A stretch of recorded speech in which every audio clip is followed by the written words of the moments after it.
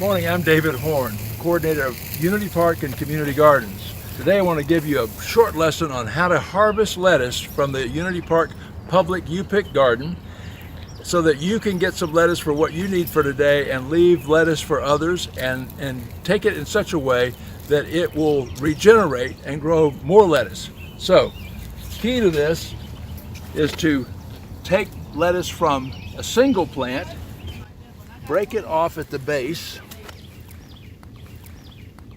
and move around to different plants, taking a leaf or two from each one, particularly some of the larger leaves near the base.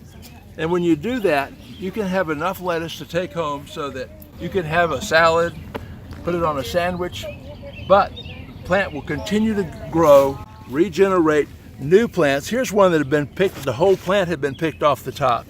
This one the same way. But that takes a longer time for the plant to regenerate. So if you would, take a couple of leaves from a number of plants near the base, take what you can use today, leave some for others. Come to Unity Park and Community Garden. Our public U-Pick beds are near the shed. They'll be identified for you, and we look forward to having you take advantage of this great community asset.